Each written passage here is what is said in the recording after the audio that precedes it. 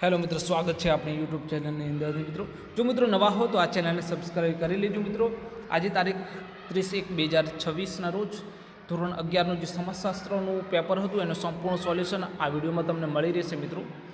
જો મિત્રો નવા હો તો આ ચેનલને સબસ્ક્રાઈબ કરી લેજો મિત્રો. સબસ્ક્રાઈબથી કોઈ મતલબ કંઈ થતું નથી મિત્રો, પરંતુ અમને ઉત્સાહિત થતા હોઈએ છીએ નવા આવી અપડેટ આપવા માટે.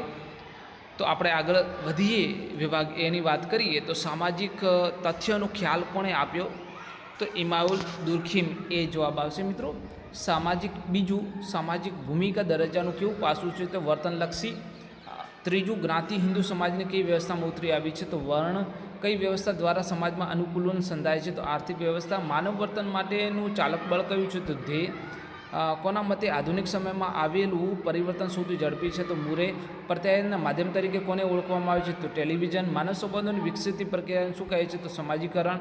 સ્પેશિયલ મેરેજ એક્ટ કઈ સાલમાં ઘડાયો તો 1954ની અંદર. વિભક્ત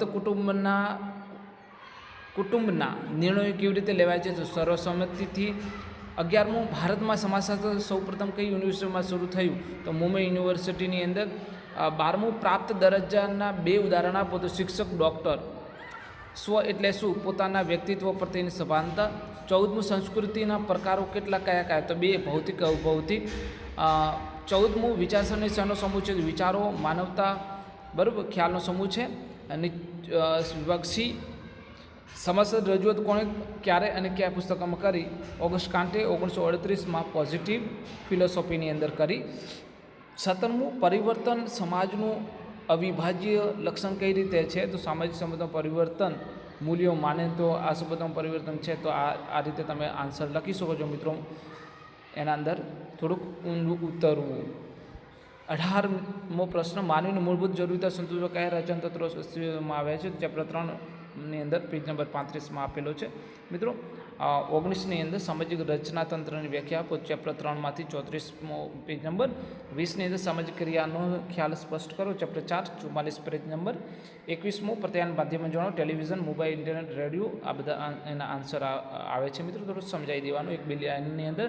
22મું સંસ્કૃત લક્ષણો જણાવો તો ચેપ્ટર 5 56 પેજ નંબર. લગ્ન કેમ ઊંચી આવતી જાય છે? લગ્ન વય કેમ ઊંચી આવતી જાય? ચેપ્ટર 6ની અંદર સમજાવેલો છે.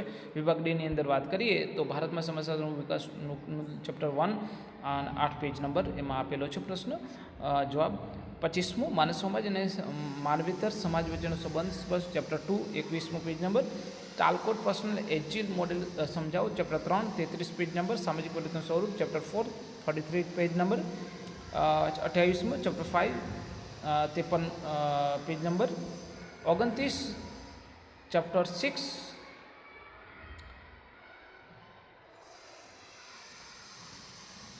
ચેપ્ટર 6ની અંદર લગ્ન સાધન પ્રસંગ અગ્રતા સૂચક ધોરણો.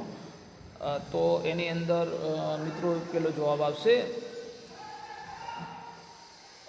જેઠ વટુ અને એ બધા દિયર વટુ, બરાબર, એવા જે પ્રકારો છે એ ધોરણો છે એના અંદર તમે લખી શકો છો. કુટુંબના કાર્યો ચેપ્ટર 6 67.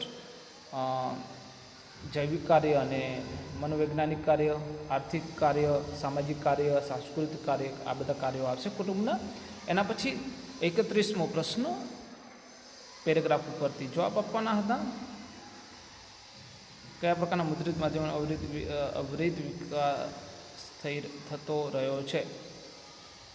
તો 18મી સદીના અંતથી શરૂ આજ સુધી અખબારો, સામયિકો, મુદ્રિત માધ્યમનો અવિરત વિકાસ થઈ રહ્યો છે. પહેલી જ લાઇનમાં આન્સર આપ્યો છે. સમૂહ માધ્યમમાં કયા સાધનોનો સમાવેશ થયો છે? સમૂહ માધ્યમમાં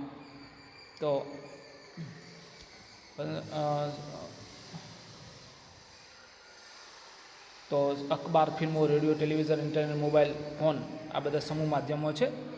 સમૂહ માધ્યમ અંગ્રેજીમાં કયા નામથી ઓળખવામાં આવે છે?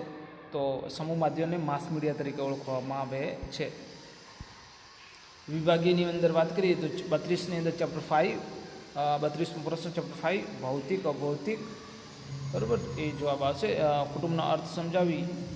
કુટુંબના પ્રકારો ચેપ્ટર 6 પેજ નંબર 62ની અંદર. નીચે આપેલા ફકરો વાંચી. ચેપ્ટર 6માં આપેલો જ છે. એના અંદર લગ્ન કોની વચ્ચેનો એક વિશિષ્ટ સંબંધ છે તો લગ્ન સ્ત્રી પુરુષ વચ્ચેનો પહેલી જ લાઇનની અંદર જવાબ છે મિત્રો.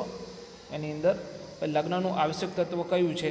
તો જે આવશ્યક તત્વ એ છે કે તેમાં સ્ત્રી અને પુરુષ એક સ્થાયી સંબંધમાં પ્રવેશને પોતાનું સામાજિક સ્થાન ગુમાવ્યા વગર બાળકો ઉત્પન્ન કરવાની સામાજિક અનુમતિ મેળવે છે. એ જવાબ છે. વેસ્ટર્ન માર્ગની લગ્નની વ્યાખ્યા જણાવો. તો અહીંયા આપેલી જ છે મિત્રો.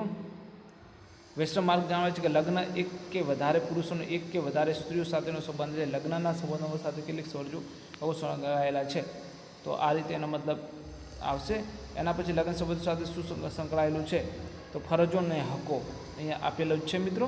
એના પછી લગ્નના ઉદ્દેશો કયા કયા છે? તો ઉદ્દેશ લખેલો છે લાસ્ટ 2 સેકન્ડ લાઈન.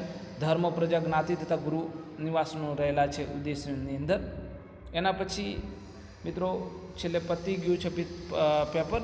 અને થેન્ક યુ અને હેવ અ ગ્રેટ ડે મિત્રો. અને જો મિત્રો નવા હો તો આ ચેનલને સબસ્ક્રાઈબ કરી લેજો મિત્રો.